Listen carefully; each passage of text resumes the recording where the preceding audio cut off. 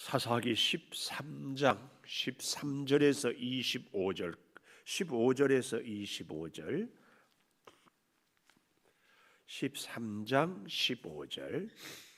마노아가 여호와의 사자에게 말하되 구하옵나니 당신은 우리에게 머물러서 우리가 당신을 위하여 염소 새끼 하나를 준비하게 하소서 하니, 여호와의 사자가 마노아에게 이르되 내가 비록 나를 머물게 하나 내가 내 음식을 먹지 아니하리라. 번제를 준비하려거든 마땅히 여호와께 드릴지니라 하니, 이는 그가 여호와의 사자인 줄을 마노아가 알지 못함이었더라. 마노아가 또 여호와의 사자에게 말하되 당신의 이름이 무엇이니까? 당신의 말씀이 이루어질 때에 우리가 당신을 존귀히 여기리이다 하니, 여호와의 사자가 그에게 이르되 어찌하여 내 이름을 묻느냐? 내 이름은 기묘자라 하니라. 이에 마노아가 염소 새끼와 소제물을 가져다가 바위 위에서 여호와께 드리매 이적이 일어난지라. 마노아와 그의 아내가 본즉 불꽃이 제단에서부터 하늘로 올라가는 동시에 여호와의 사자가 제단 불꽃에 휩싸여 올라간지라. 마노아와 그의 아내가 그것을 보고 그들의 얼굴을 땅에 대고 엎드리니라. 여호와의 사자가 마노아와 그의 아내에게 다시 나타나지 아니하니, 마노아가 그제야 그가 여호와의 사자인 줄 알고 그의 아내에게 이르되 우리가 하나님을 보았으니 반드시 죽으리로다 하니, 그의 아내가 그에게 이르되 여호와께서 우리를 죽이려 하셨더라면 우리 손에서 번제와 소제를 받지 아니하셨을 것이요 이 모든 일을 보이지 아니하셨을 것이며 이제 이런 말씀도 우리에게 이르지 아니하셨으리이다 하였더라. 그 여인이 아들을 낳음에 그 아이가 자라매 여호와께서 그에게 복을 주시더니, 같이 봅니다. 소라와 에스다올 사이 마하네단에서 여호와의 영이 그를 움직이기 시작하셨더라. 아멘. 오늘 또 새벽을 깨우는 은송아, 너는 하나님의 보석이다. 보석이다. 엄지척 변함없이 새벽 제단을 지키는 집사님은 하나님의 보석입니다. 보석입니다. 보석입니다. 이 모든 것이 주님의 은혜입니다. 아멘. 아멘. 오늘 19절에 보니까 19절 마지막에 이적이 일어난지라. 우리 흔히 말하는 기적. 이 이적이 과연 무엇인가? 이렇게 우리는 생각할 때에 흔히들 내가 이룰 수 없는 것을 이루는 것이 이적이요 기적이고, 그래서 내가 할 수 없는 것을 하게 되는 것을 말하는데, 오늘 본문에 보니까 그 이적은 20절에 이렇게 얘기하잖아요. 불꽃이 제단에서부터 하늘로 올라가는 동시에 여호와의 사자가 제단 불꽃에 휩싸여 올라간지라. 마노아와 그의 아내가 그것을 보고 그들의 얼굴을 땅에 대고 엎드리니라. 진정한 이적은 이 땅의 무언가를 우리가 이루고 변화시키는 것이 아니라 하나님께 우리의 예배가, 우리의 기도가 올리워지는 것, 하나님을 향하여 뭔가 드려짐으로 그래서 하나님의 역사를 이루는 것. 좀 더 쉽게 얘기하면 우리가 드리는 기도가 하나님께 상달되는 것, 이것이 참 기도의 아니 이적입니다. 우리의 그 무언가를 하나님이 흠양하고 받아주시는 것, 이것이 참 기적입니다. 왜냐하면 죄인된 우리가 하나님께 드려질 수 있는 것이 과연 무엇이겠습니까? 거룩하신 하나님, 허물 많은 우리. 그런데 그 거룩하신 하나님이 우리의 연약함을, 우리의 부족함을 다 아시고 우리를 받아주셔요. 연락한다고 그러죠. 이게 참 기적입니다. 하나님이 우리의 모든 소원을 받아주고 우리의 기적을, 우리의 예배를 다 들어주시고, 그리고 그 하나님께서 역사를 나타내는 거죠.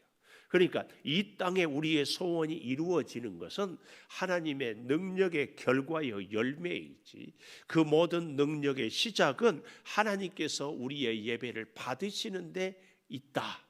이걸 우리가 꼭 기억해야 하는 줄 믿습니다. 그래서요, 그 이적이 일어나는데 놀랍게도 16절 마지막에 보면은 그가 여호와의 사자인 줄을 마노아가 알지 못함이었다.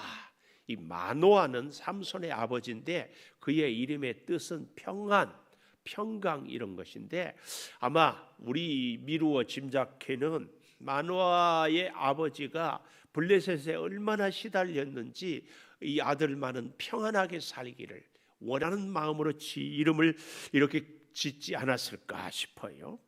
그런데 그가 오늘 여기 본문에 보니까 알지 못함이었다 이렇게 기록을 하고 있어요. 16절에 보십시오. 여호와의 사자인 줄을 알지 못했어요.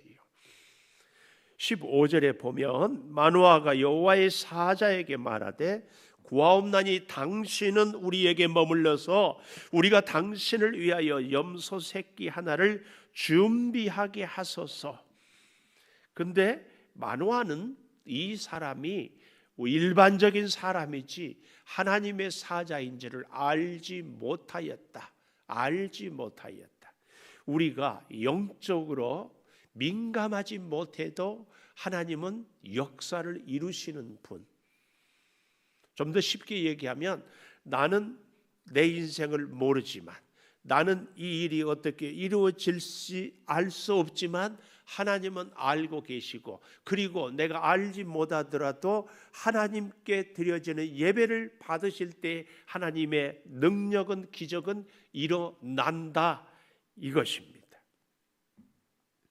참 재밌는 것은 이 알지 못했던 마노아에게 기적이 일어난 것은 알지 못함에도 불구하고 그는 염소 새끼 하나를 준비하게 하소서. 이 준비하는 그 마음, 그 믿음, 이게 참 귀하다 그 말이에요. 오늘 저와 여러분의 인생도 늘 하나님께, 하나님 앞에서 준비하는 이런 은혜, 하나님을 위하여. 아니, 이 마노아는 이게 이 사람이 하나님의 사람인 줄은 알지를 못했습니다. 그러나 우리 예수님이 지극히 작은 소자에게 하는 것이 곧 나에게 한 것이다. 아니, 아브라함의 조카 롯이 소돔 고모라 성을 멸망하러 오는 하나님의 사자들을 잘 대접함으로 죽지 않고 다 죽었지만 살아나는. 그래서 하나님께서 오늘 우리에게 은혜를 베푸시려고 할 때마다 우리가 알지 못할지라도 하나님이 내게 주신 사명, 하나님이 내게 만나게 하신 사람들을 위하여서 우리가 하나님의 뜻을 이루고 순종하고자 준비할 때에 알지 못해도 하나님의 기적이 일어난다. 이 말씀을 우리에게 보여주고 있습니다. 그래서 잘 보십시오. 번제를 준비하려거든 마땅히, 여기 16절 여호와께 드릴지니라. 여호와께. 그러면서요, 마노아가 17절에 당신의 이름이 무엇입니까? 갑자기 이렇게 이름을 묻는 것은 문맥상이나 여러 가지 상황에 맞지도 않는데, 이것은 아마 사람 이름이라도 기억하고 싶은 마노아의 이 바람이지 않았을까 이렇게 봅니다. 자, 그런데요, 여기 아주 중요한 말씀이 17절 하반절에 당신의 말씀이 이루어질 때에 우리가 당신을 존귀히 여기리이다. 무엇을 말씀이 이루어진다고 합니까? 바로 16절에 이렇게 네가 나를 머물게 할 수 있지만 나는 네가 준비한 음식을 먹지 아니하리니 번제를 준비하려거든 마땅히 여호와께 드릴지니라 하는 이 말씀은요, 좀 더 정확하게 이 당신의 말씀이 이루어진다는 이 말씀 앞에서 네가 지금 하나님께 제사를 드리고 있는데 이 말씀은 이전에 마노아의 아내에게 했던 그 예언들, 곧 아들을 낳게 될 것을 말씀하지 않습니까?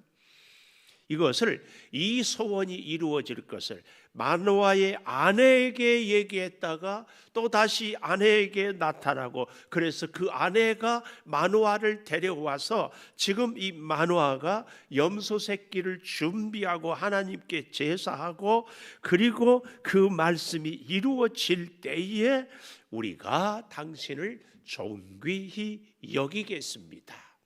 알지 못하지만 준비하는 신앙의 상대를 존귀하게, 아니 오늘 우리에게 적용하면 하나님을 존귀하게 여길 때의 역사가 나타나는 것입니다. 그래서 그는 그의 이름을 여기 18절에 기묘자라 이렇게 얘기합니다. 이 기묘자라, 이 말의 뜻은요, 사람의 지식이나 사람의 이해를 초월하는 그 어떤 자를 기묘자. 이사야서 9장에도 보면 예수 그리스도를 기묘자라, 모사라, 전능하신 하나님이시라 이렇게 표현하잖아요. 바로 그 기묘자. 그래서 어떤 학자들은 여기 나타난 사자를 곧 성자 예수님이 이 마노아에게, 그의 아내에게 나타난 것으로 이렇게도 표현하기도 합니다. 이 기묘자라는 이런 이름 때문에요. 어쨌든 그 마노아가 염소 새끼와 소제물을 가져다가 드렸다. 이 염소 새끼는 하나님께 드리는 번제는 곧 속죄와 헌신이요, 소제는 감사. 이 제사를 드릴 때에 그 기적이 아까 서두에 시작했던 것처럼 동시에 불꽃이 올라가고 여호와의 사자가 휩싸여 올라갔다. 이것이 진정한 기적이라 그랬습니다. 그래서 그 기적은 우리가 알지 못해도 준비할 때, 참 재밌는 것은요, 21절에 보면 여호와의 사자가 마노아와 그의 아내에게 나타나지 아니하니까 마노아가 그제야 여호와의 사자인 줄 알았다, 이렇게 얘기를 하고 있어요. 우리하고는 좀 다르지 않나요? 우리는 나타나야, 보여야, 손에 잡혀야 하나님의 역사요, 하나님이 기적을 베푸셨다 이렇게 생각하는데, 이 마노아는 나타나지 않을 때에 그제야 여호와의 사자인 줄 알았다. 이게 오늘 우리가 어쩌면 가슴에 새겨야 될 두 번째 깊은 교훈입니다. 나타나지 아니하니. 우리는 늘 손에 쥐어달라고, 눈에 보여달라고, 무언가를 얻게 해달라고, 그래야 믿겠습니다 하는데, 이 마노아는 나타나지 아니하니까 사자인 줄을 알았다, 이 말씀입니다. 그리고 그의 아내에게 보십시오. 22절, 우리가 하나님을 보았으니 반드시 죽으리로다. 이것은 전통적인 신앙입니다. 전통신앙. 출애굽기 33장에도 보면 모세가 하나님의 얼굴을 보기를 할 때에 네가 나 얼굴을 보면 죽는다, 그리고 하나님의 등 뒤만 보여주잖아요. 이스라엘의 전통적인 신앙은 죄인된 사람들이 하나님을 만나면 죽는다는 이런 신앙이었습니다. 이 마노아는 바로 이런 전통적인 신앙이 있었어요. 그러나 그의 아내는 23절에 보십시오. 그의 아내가 그에게 이르되 여호와께서 우리를 죽이려 하셨더라면 첫째, 우리 손에서 번제와 소제를 받지 않았을 것이다. 이 말은 역설적으로 우리의 예배를 받으면 우리는 죽지 않는다. 두 번째, 이 모든 일을 보이지 아니하셨을 것이다. 지금 하나님의 사자가 우리에게 나와서 우리에게 말씀을 주시고 우리에게서 불이 나와서 다 사르고 이런 모든 기적들을 왜 보여줬겠느냐? 세 번째, 이런 말씀도 우리에게 이르지 아니하셨으리라. 아들 삼손을 준다는 것. 이 세 가지. 그러니까 그의 남편 마노아는 전통의 신앙이라면 이 삼손의 어머니, 그의 아내는 체험적인 신앙입니다. 체험. 오늘 누가 더 지혜롭고 누가 더 하나님께 가까이 갔는가? 어쩌면 그래서 이 여인은 아니 하나님이 자꾸만 하나님의 사자가 여인에게 나타나고 계셨는지도 모릅니다. 참 재밌는 것은요, 오늘 여기 24절에 보니까 그 아이의 삼손의 이름을 누가 지었어요? 여기 24절에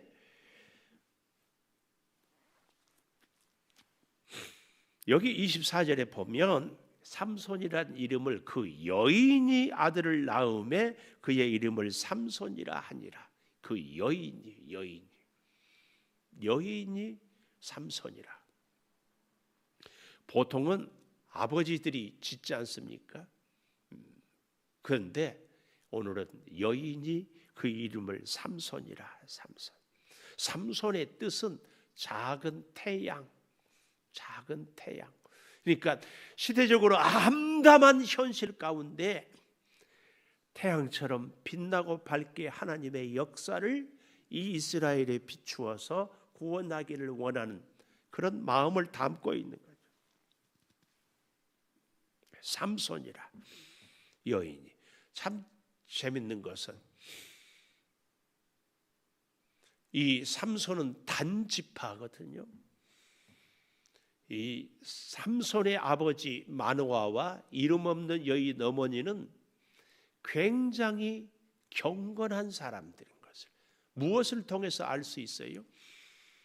사무엘의 아버지 엘가나, 어머니 한나는 제사장이었습니다. 그런데도 한나에게 아이가 없자 제사장 엘가나는 또 다른 아내를 택했잖아요. 그 여인의 이름이 뭐였죠? 제가 잘 기억하도록 말씀을 드렸는데 얼마나 사람 한나의 속을 뒤집고 분이 나게 했는지 이름을 분인나라. 분인나. 웃기지도 않고 재미도 없고 기억도 없고 그래요. 눈만큼 먹고 그럼 참 웃지 않으려고 애쓰는 것도. 자, 사무엘의 집도 그랬는데 이 삼손의 집은 애가 없어도 나이가 들어도 끝까지 어때요? 아브라함 믿음의 조상도 하가를 두었습니다. 이 삼손의 집은 어쩌면 이런 마노아의 가정이기 때문에 하나님이 나실인으로 삼손을 주셨을 수도 있어요. 또 한 가지 재밌는 추측을 해보면 이 삼손의 어머니 끝까지 이름이 나오지 않지만 굉장히 믿음이 좋아서 하나님의 사자가 늘 그 여인에게 나타나고 그리고 그 여인이 오늘도 지혜로운 그리고 그 여인이 삼손의 이름을 짓는 것을 보면은 이 여인 삼손의 어머니죠. 마노아의 아내는 굉장히 자기가 힘이 센 가정에서 그럴 수 있지 않을까.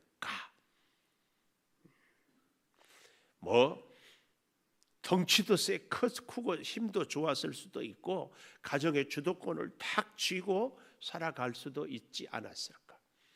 네, 이렇게 믿음이 좋고 끝까지 하나님을 의지했던 이 삼손의 일생이 하나님의 사람으로 참 아름답게 평생을 살았는가에 대해서는 물음표예요. 물음표. 저는 여기서 참 질문이 많이 돼요.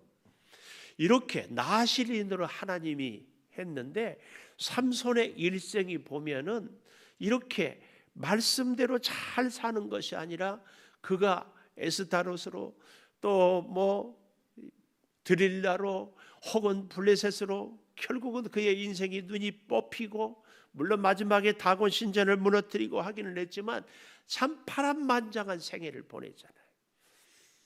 이렇게 좋은 믿음의 부모 밑에서도 반대로 사무엘, 그의 집안 환경이 결코 평탄하지 못했을 거예요. 사무엘의 어머니 한나는 기도를 많이 했는데 성경에 나와 있지 않다고 삼손의 어머니 기도를 많이 하지 않았을까? 저는 그렇게 보지 않습니다. 비록 이름은 기록되어 있지 않지만 어머니의 이 모습을 보면 그렇게 많이 기도했어요. 그런데 사무엘의 일평생 하나님이 함께하고 사무엘은 늘 하나님에 붙잡혔어요. 그 차이가 뭘까? 정답은 하나님만 아시겠죠.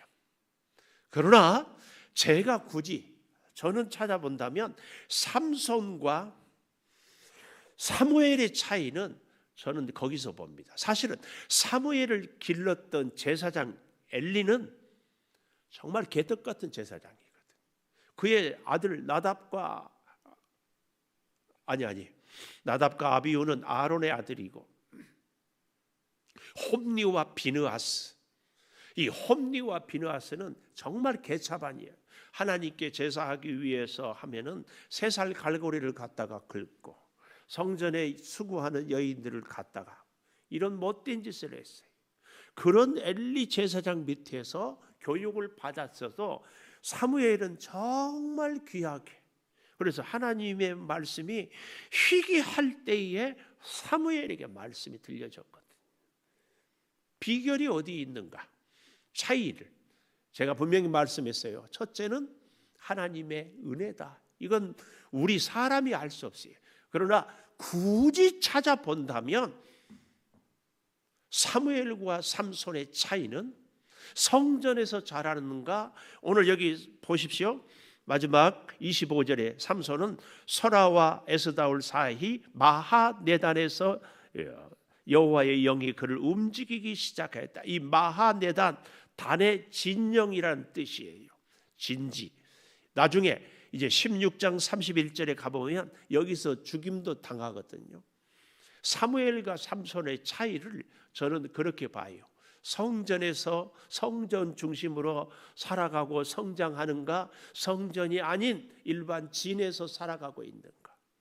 어릴 때부터 우리의 자녀들이 교회가 문화가 되고 교회가 놀이터가 되고 교회가 삶의 추억이 될 때, 그래도 우리의 자녀들이 믿음 안에 살아가게 된다. 굉장히 저는 중요한 차이가 사무엘과 삼손을 통하여 이거 오히려 하나님께서요 똑같이 기도해서 주셨지만 삼손은 나실인으로 그럼에도 불구하고 삼손의 일생이 정말 우리에게 안타까움을 주는 것은 삼손은 탁월한 하나님의 능력을 덧입었어도 성전 중심의 신앙생활을 하지 못한 것. 우리는 사무엘과 삼손을 비교해 보면서 다시 한번 우리의 믿음 생활, 우리 사랑하는 자녀들을 어찌 하나님께 양육할 수 있겠습니까? 간절히 기도하고 믿음으로 꼭 승리하는 우리 모두의 가문들이 되기를 축복합니다. 기도하십시다.